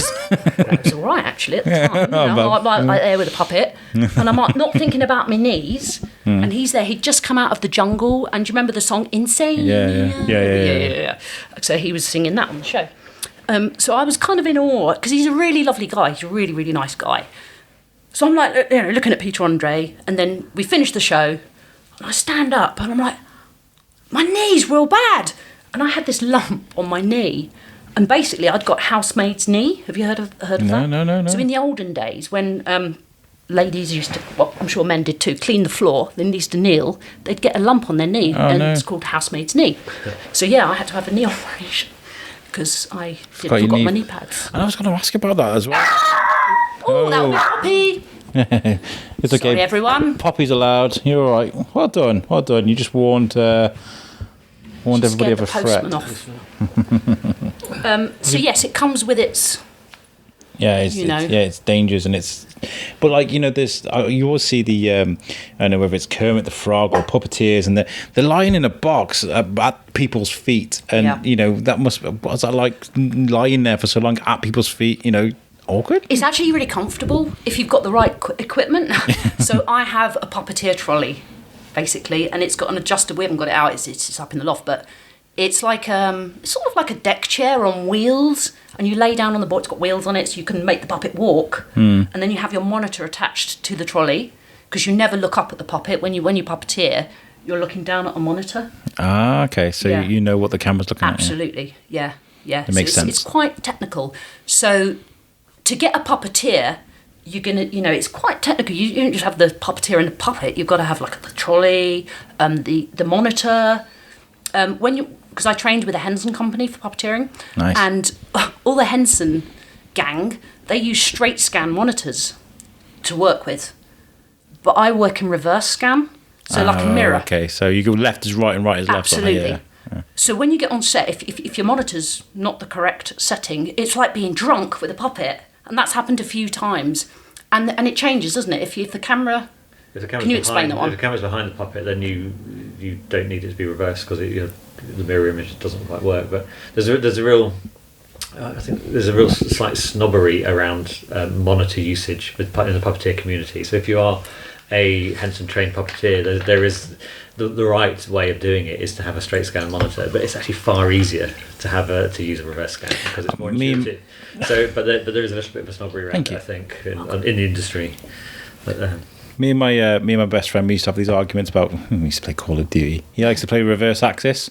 Oh yeah. He likes to up is down and down is up. I'd be like, I don't know how you play that. He's like, imagine someone's got hold of your hair, and then they're going to pull down, your face is going to go up, and they push up, and your face is going to go down. I was like, okay, but no one's grabbing hold of my hair. Like, that's how I see it. And it's weird how people look at things, but you do what you know is best. But I guess if there was a universal way of doing it, like you said, it would be easier for people to learn. I think it comes from technology though. Yeah. I think when Jim Henson when they first started doing puppetry and the Muppets, there wasn't the technology to reverse a monitor easily. See, that makes sense. So they went with what they were given, which was that's your tradition. Yeah. So that's where it kind of came from. But like I say, it's sort of considered the Rolls Royce of puppeteering is that you would use a straight scan monitor, but it's far more intuitive. But we did a show called The Furchester Hotel, which was a we love the co-production with Sesame. And on that, it's rather than having all the puppeteers on trolleys, and because if you've got a lot of puppeteers and you've suddenly got everyone on wheels and things like that, it becomes sort of carnage quite quickly.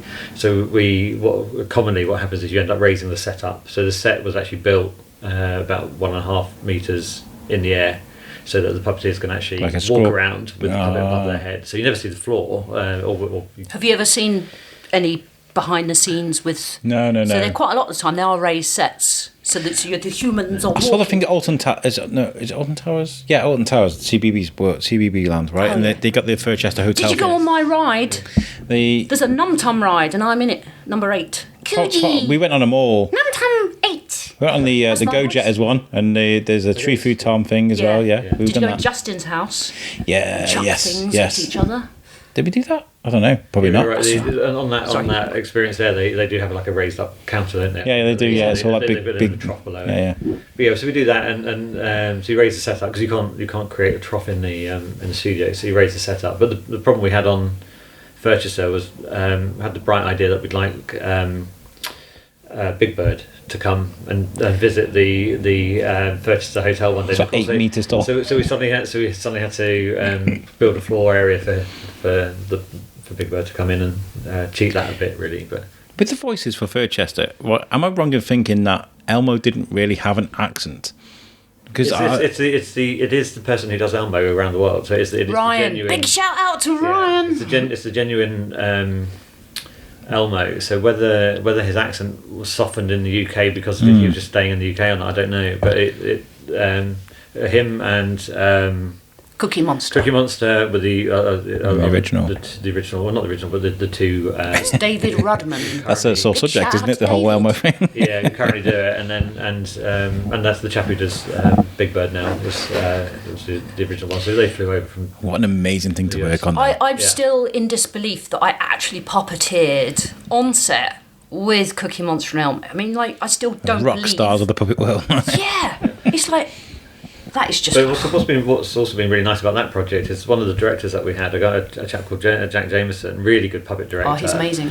Big shout out to Jack. They loved him so much, and he's ended up. He's in Sesame Street. Directing Sesame Street. He's in Sesame Street right now. He goes to the US for a few months at a time, directs Sesame Street, which was like a childhood dream for him.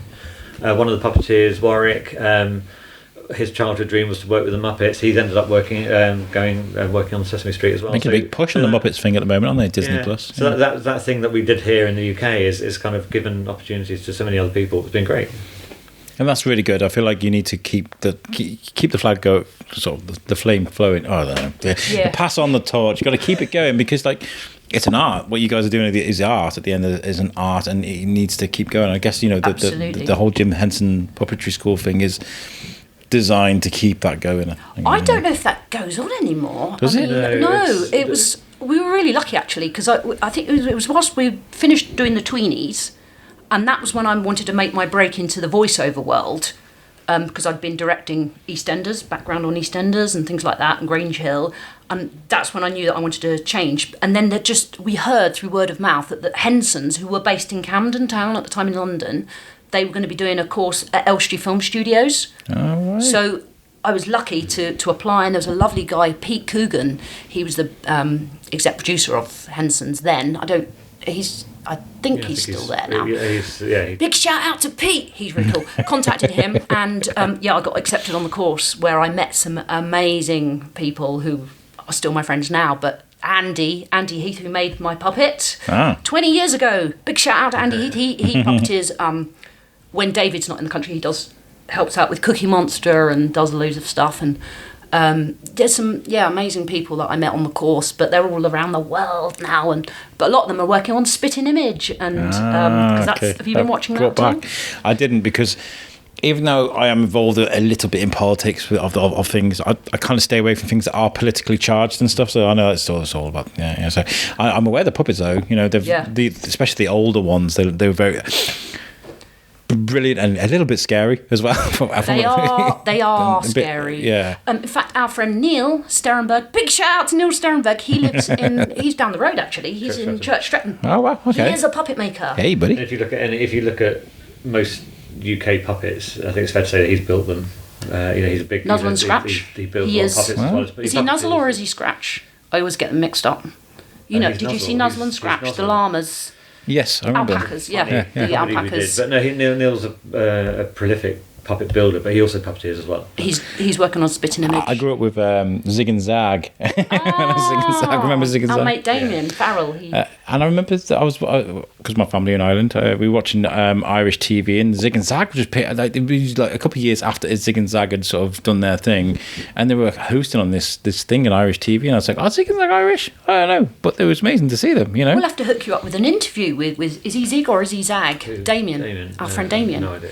He's got remember which one. I had a Zig and Zag pencil case, poster, I had a t-shirt. I loved them, man. They were great. Yeah. Great characters. Dave Chapman, he played Zig or Zag. I always get them mixed up. Did he? Was it? Yeah, Dave. Oh, if you introduce me to them and bring them on my other show, I'll be really happy about that. That would that'll be up there with Ralph Garman. Do you know what I mean? We'll bring them all here. Yeah, we'll do that. You don't believe the puppet community in the UK is really strong, and actually the stuff that they get up to. I mean, the Dark Crystal was filmed in Pinewood. Don't talk about what puppeteers get up to. The hands go all over the place. That's a little brand, and then our friend Dave is one of the puppeteers who does BB-8 for Star Wars. So they do these huge franchises. Damien's been doing Star Wars and Labyrinth and. What about if somebody took on something that you'd done before? Like, I mean, I've spoken to this with Charlie Adler on my other show. Make sure you check out USOC, guys. I was talking about. He does the voice for MODOK. He has done for years, and it was given to.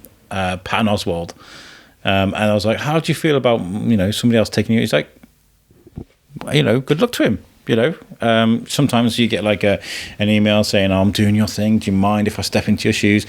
He didn't do Starscream in the Bumblebee movie or the latest Transformers movies, which he's done Starscream for years. So what's it like when someone takes hold of something you've had and you've worked on for years? What's that feel like? I've not experienced that. They changed characters when we were working on the tweenies. They changed voices of Bella. Yeah. But I've personally not experienced. I've been on the other myself. side of it. I've been on the other side where we've made a decision to recast, and sometimes it is awkward, and it's not because the person you recast has done something wrong. It's just because the character has changed. It's gone in a different direction. It's become a more prevalent character, and it's changed in such a way that you need a different voice for it.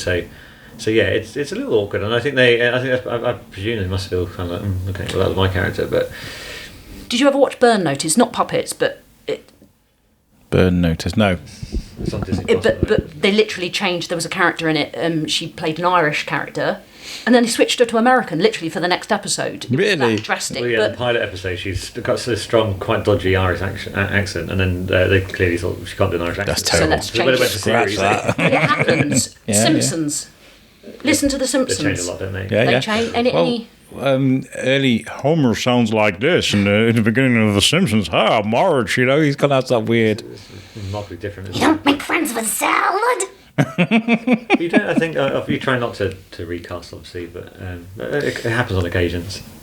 I was very excited the other day. They did like an interview with Earthworm Jim, who Earthworm Jim again is one of those things I absolutely love. Dan Castellino again, who does Homer Simpson, Great. and they're doing this interview with Earthworm Jim, and I was like, they're bringing Earthworm Jim back. He's like, yeah, there's going to be cartoons, there's going to be loads of them, there's going to be explosions, there's going to be this, there's going to be that, and it's just Earthworm Jim being Earthworm Jim, and I'm supposed to be this mature, responsible adult, but inside I'm going, oh my god, you know. I know the amazing. feeling. I know the feeling. Well, imagine when I met Rod, Jane, and Freddie, and Zippy, Bungle, and George. He was like, Oh, Bangle. childhood dream. I'm just trying to think of some more funny stories that we could tell you of. There's so many. I've forgotten them all. Well, we can do another interview. I mean, I think we're going to need absolutely. a I part 2 feel and like 3 and we've 4 and 5 and the 6. ice is well and true, but I feel like we could do some. I feel like genuinely we could do like a series or something. Definitely. Um, I want to do present a puppet thing with you. Yeah, let's do that once we get our cameras and No stuff pressure, you know. in. But I feel like I should definitely invite you guys on You Suck, because even though it's You suck. You suck. we, You suck, dude. it's driving us crazy. We've been scratching our heads with that because we created this thing called because it was US UK, and so we're like, let's just call it You Suck. It'd be well funny, right? But it turns out Americans don't have the same sense of humour as us. They don't like being told they suck at all whatsoever. So if they see that, they don't sort of click on it. But I was like, the whole idea is we're all the same. Yeah. Like, whether they're American, whether they're British, if you suck, I suck. Let's just be Let's just you. suck Just together. be you. Just be you. That's the whole idea of it. It's just a bit of cheeky stuff. But it's a bit R-rated, but so you can sort of let free and stuff. And that's another thing I need to ask as well. Can you step into like darker roles and be like, even though you work with kids TV, is there a law, is there a rule, something there? You're asking the wrong person, because I will just say.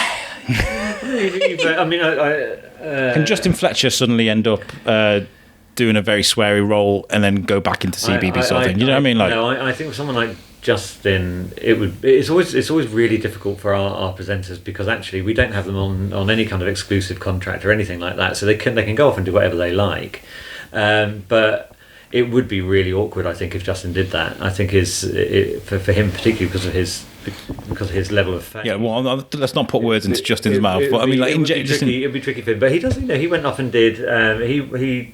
He went and did. He played the Railway Children. Oh, yeah. The role that Bernard used to Bernard play. Cribbins. Oh, played right, okay. Mr. Pooks, is it? Yeah, Mr. Pooks. Yeah, so he played that, and he was brilliant. So he's a great actor, and so he does do sort of adult stuff. And he was also in a CBeebies show called Wizard Trick Witch, which is again a slightly older thing. But I think he would always be very careful with the type of thing he would take on. I don't think he would take on anything blue, as you like. I think he would feel it would damage his other part of his work. But other and he actually I've got an example. He got really worried when we were. I'm sure he won't mind us saying this, but when we were doing some of the Shakespeare live shows, because some of the most of the characters in Shakespearean tales are quite dark and sort of very sort of seedy. Let's do Hamlet. No, and he's like, I just feel really uncomfortable with this because it's just so at odds with what I do as my kind of day job as a children's presenter. So we really have to be quite careful how we cast those shows actually for those sensitive. Of course, yeah. I think they're conscious of it. But our friend Poi, as in Chris and Poi, yeah, of course, yeah. Poi plays a prostitute in Bridget Jones's Diary. Oh, I didn't know that. Did you know that? I didn't know that. I didn't know that until she told me. Was she Poe? Yeah. She was, yeah. She was. That was always like, there's a rumour there that she was Poe once. I had a friend that apparently he said he was like the understudy for Dipsy. And I was like, what? And that was just something that he used to say, but I don't know if it was ever true, but I don't know. I heard that the lady who does the voice of Lala lives in Shrewsbury. We need to find this out, guys. So write to us, the Shrewsbury Biscuit podcast at gmail.com if you know Lala. I want to meet Lala. Lala is my favourite. I have a Lala doll and everything. He was always Dipsy my favourite because he was a little bit silly. He was a little bit different. Was the green one? Yeah. Yeah. He was a bit different, and I'm a bit different. He didn't talk properly. He was kind of like... I love the rabbits in it. Yeah. They were big rabbits. We didn't actually get to meet the rabbits. I'd love to have gone on to Teletubby Land. That would have been amazing. We had friends that worked on that though, didn't we? Did we? Teletubbies, yeah. Yeah. Roz. Yeah. And you know what? Speaking about Chris and Poy, I do have massive respect for these guys that have been doing this for so long, by the way. Really wearing their hearts on their sleeves and be like, "Hi, kids, welcome to the show." Because I couldn't do that. I mean, I'm a very pleasant guy, very open guy, I should say. But, I'm a very easygoing person. But to be that open and that sort of vulnerable in front of kids and stuff, it just seems like an impossible goal for me. It is quite a thing. You've got to have that energy. Yeah. You friendly, happy, no matter what you're feeling inside. If you're feeling a bit bad that day, that has to go away. Yeah. Well, that was me last night on the radio. It's all about the kids. I had the real privilege and pleasure to work with Bernard Cribbins, who from my childhood was a kind of a voice and an actor that you remember from some fantastic shows, and he talking to him, he was like, what's going through your head? Because I'm always fascinated by what you've just said. So what's going through their heads when they're doing their kind of performances, and what do they think about? And he said that it's very simple for him. He's just thinking about that one child at home watching him, and he's performing to that one child. He's not thinking about however many people watching him, and it's just really focused, and I thought that's just a really good way of describing it and a good lesson. That's really good. I like that actually. But he is an amazing actor, an amazing man lovely. to work with. Yeah. Did you see that old Jack's Boat? That was one of Tony's programmes on CBeebies. Yes, with the dog. This is a life from Salty Dog passed away. Oh recently. no, did he? Yeah, that's quite sad. But that was an amazing programme, wasn't it? Just a guy sitting there telling stories. Yeah, and he's a great storyteller. He's a lovely, lovely man. Did you ever see the Water Babies when you were younger? In the olden days? It was an animation about a chimney sweep. Yes, and it was live action. They went into the and then he lake. fell in the water, in the river, and then he turned into animation. Well, Bernard was in that, and I was totally obsessed with that as a child. I remember that too. Now you said it. I remember the song, hi, cockalorum. There was a beautiful song in it. Anyway, so as a kid, I was like, I love that film. That was like my favourite film. But then later on, I got to meet Bernard, and that was amazing. We took the boys, and that was actually quite an embarrassing day because I can't say this. No. I can't say. When we're not recording, I shall tell the story. I love that. Rein it in, darling. Rein it in. The interesting thing about Old Jack's Boat, I think, is also just talking about kind of creative processes. Is actually that the idea originally came from Chris Jarvis. So he brought that to us, and he went, "I've got this idea for the show. It's got to have Bernard in it, and all this," and we developed it from that. So he's a clever man as well, Chris. He's been doing it for donkey's years, and he's a great presenter, does radio presenter as well, but also writes and performs in pantos every year. So he's a big panto buff. Is there like a CBeebies or CBBC sort of academy constantly looking for new presenters and things? Because I noticed they do like to fresh things up now and again with a new presenter now and again. There's not really an academy or sort of a constant call out. I mean, we cast specifically for shows, so when we want someone, we'll put a call out for the type of person we're looking for. The last time I did a big casting was we did a show called Tickabilla, and we were looking for 4 or 5 more than that, actually. We had 6 presenters, and so quite a lot. And we did an open call out for anyone who wanted fancied a stab at being a presenter. And I think we got something like 700 or 750 people write to us, and they were from children's party performers to all sorts of people who worked in nurseries, people who had no experience whatsoever in children's telly.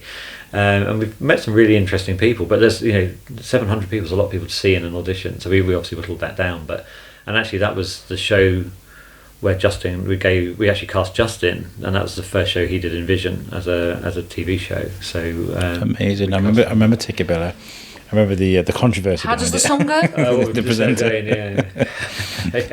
I don't want to mention that. We'll skip over that. But what I love about that is, you say you wanted to cast a new role, and I remember watching a clip about the American Office, right? Which is I love to bits because Steve Carell is just a genius.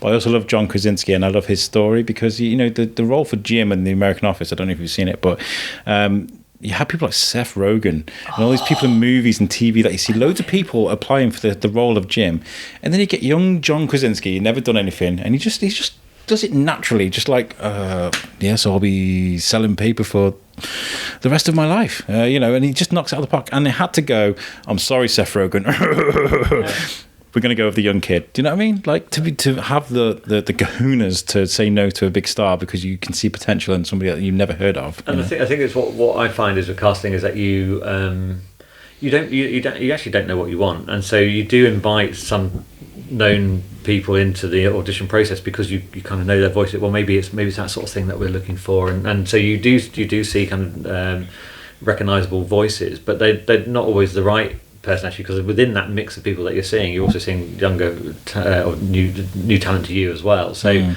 actually, when you hear the voice, you hear the right voice that you're looking for, and it might even though you've seen loads of celebrities, and so we go through that quite a lot. We kind of, but also from my experience as well, you see the celebrities in their known programme, and then they come and do a voiceover, and they might not do the best job of that character simply because their forte is acting on screen and being that character. Yeah. Bill Murray in the Ghostbusters is a perfect example.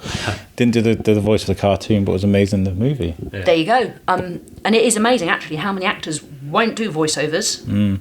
They just want to be in Vision, or Tom Hanks as well gets his brother to do the voices for Woody in a lot of the games and stuff. I did not know that. Yeah. Wow. Yeah, so I didn't know that until like last year. I was like, no way, what a cop out, man. There was about 20 years ago, I'm saying 20, just picked a figure.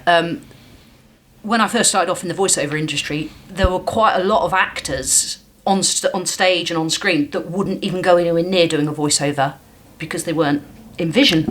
Yeah. That changed. But now, didn't it? since lockdown, March 2020, that completely changed. But I mean, you look at like things like Family Guy and like Rick and Morty that I was mentioning earlier. You got these amazing stars that just, they'll be like, oh, we'll get. I mean, it was Gronk, who's an American football player, and they had his whole family on there. I was like, there's no way they got Gronkowski on the episode, and it's him and his entire family.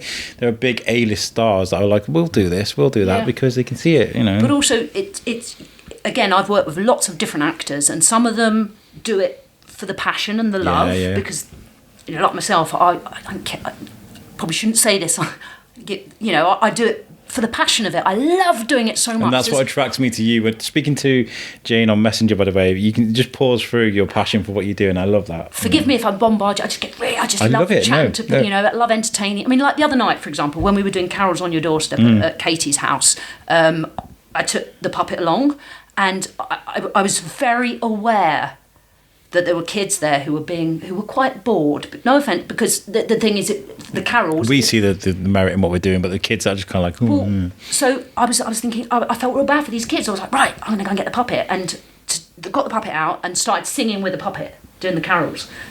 You didn't turn up. You could have seen it. I know, yeah. But to see those kids suddenly that day. Not be bored and to be playing with a puppet, it was just such a joy.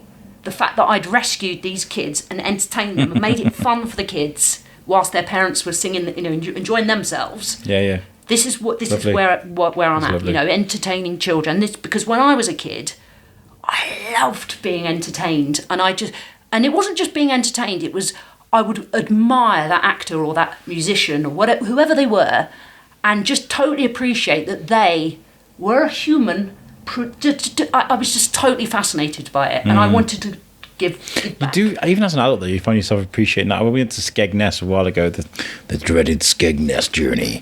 It was a nightmare. It was like we just got dropped off in Beirut. I mean, we were in the outskirts of Skegness. I'm sorry, Skegness, but sorry, Luke Howard. Main Skegness is probably really great. I'd never been to Main Skegness, but this was like outskirts Skegness. It was just bad. But the entertainment in the club was just beyond brilliant. I love them. I think they're fantastic at what they do. They have a great. In fact, a lot of the actors are sort of started following them separately on their own accounts and stuff because they are just nice people, brilliant at what they do. So. Yeah.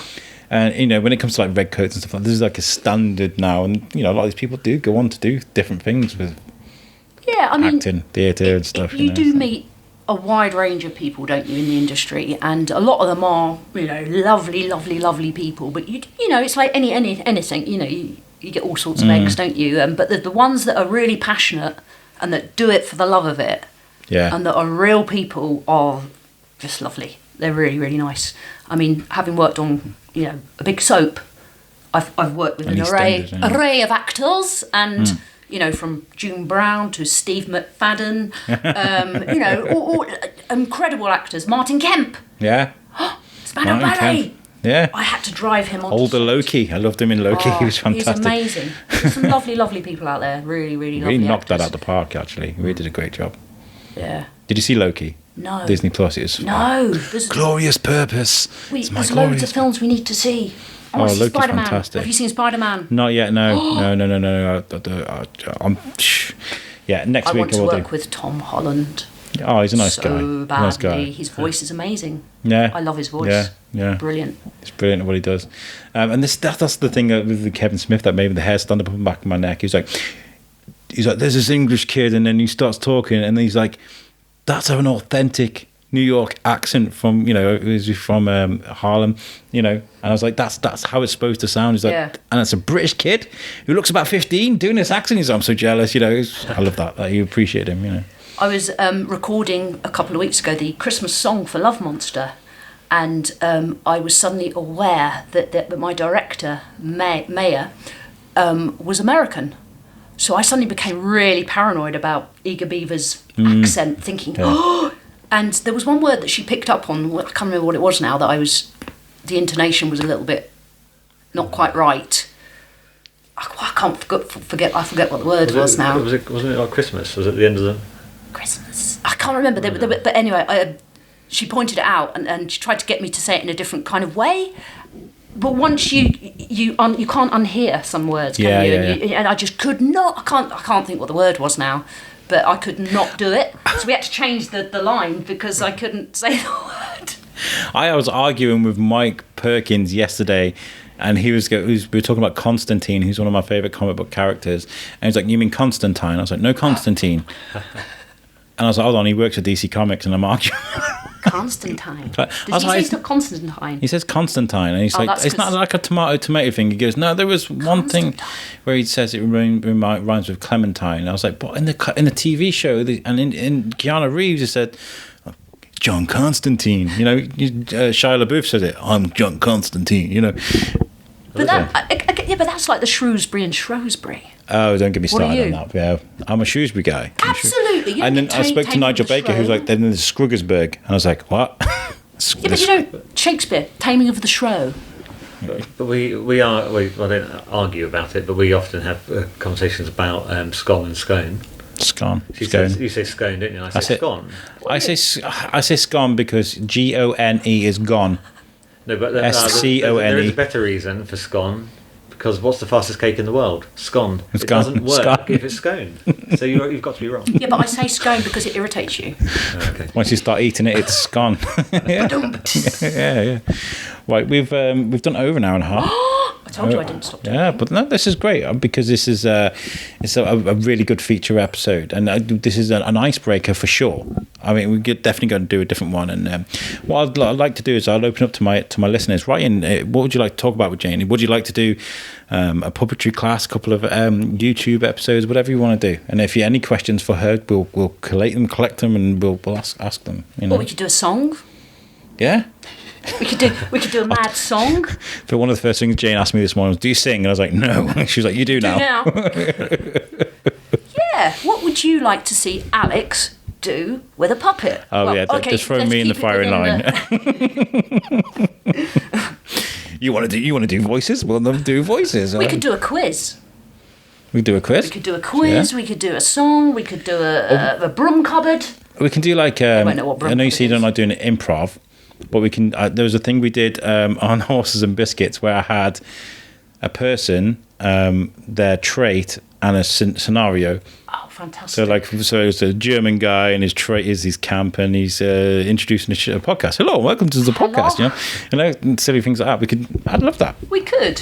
Let's just see what happens. And then we'll have somebody that's impartial to us and judge us. Don't. It depends if they're a puppeteer. No. I had this idea of with Cherie Gerard and Tat FB, the amazing artists, and I was like, let's go to a life drawing class. And not for the, I can see her boobs or I can see his willy or whatever, but to have me, the guy who has never done art, never been to university, never learned these things, against genuine artists, geniuses, and see what the art looks like at the end, and get people to, get people to judge. Was that with drinking absence or anything? No, just us being us, and Absence. let's not sign them, and then see which one's the best. That's Get people a to really good idea. Yeah. So the same with me doing stuff with you. I'm the untrained kind of Who's the best puppeteer? A puppeteer off. Yeah. Puppet off. A puppet off. A puppet off. Let's have a puppet off. Puppet off. I need to take you to puppet training school. We got to learn the alphabet and everything because I can't show This is you. my friend Al. My friend Al. My mate Al. Where can people if somebody wanted to get a sort of an idea of what you work on and sort of what you've done, where would people be able to find stuff? Is there a collection on YouTube of stuff, what voices you've done? At the moment, if they tune into CBeebies or iPlayer, they can watch Love Monster and they can enjoy that. And I'm playing Eager Beaver. I am working on my website at the moment. It will be launched in the new year. So at the moment, I cannot be found. But if you search up Fun Song Factory, you can see plenty of Little Harry singing and dancing with some fantastic presenters. There's Love Monster. Got a lot of information on IMDb, isn't there? Yeah, IMDb. If you just Perfect. Google my name, Jane Pickworth, you can see what I've worked on. And yes, but next year I will be launching myself because I've kind of been in hiding for 10 years. Well, no, being a mother. Yes, that's Being a mother. That's the thing, isn't it? What about you, Tony? Is there have you got a lot of IMDb's or Wikipedia or something that people can sort of look at what you've worked on? Yeah, I think I'm on IMDb. Yeah, you know what? I've never searched myself up. There's quite a few Tony Reeds. Yeah. But if you type in Tony Reed CBeebies, Yeah, there's information comes up there. Yeah. And is there anything you're working on you're allowed to tell us about at the moment? Yes. It's been press released. I'm allowed to talk about it now. There's a new show called Super Potato. So as the title suggests, it's about a potato that has superpowers. Nice. And it's based on a really good best-selling book series by Sue Hendra and Paul Lynette. So we're just working on that at the moment. Wow, I was Bringing looking that at to life, and it's a book series that when I've gone into schools or met kids of the sort of preschool age range, they all know it. So and they all love it. So hopefully they'll love the cartoon as well. Nice. So we're making that at the moment. Fantastic. Well, thank you for welcoming me into your house. So where's Poppy gone, by the way? I have no idea. Oh, she's asleep. She's asleep over there. Thank you, Poppy, for behaving. Cat. If you, I'm going to listen back to this. If you can't hear me playing with her whilst I'm recording, I'm a genius because I was playing with the dog. Thank you very much, guys. Thank it's been very you, nice Alex. speaking to you. Thank you for having us. Amazing. I love it. Bye.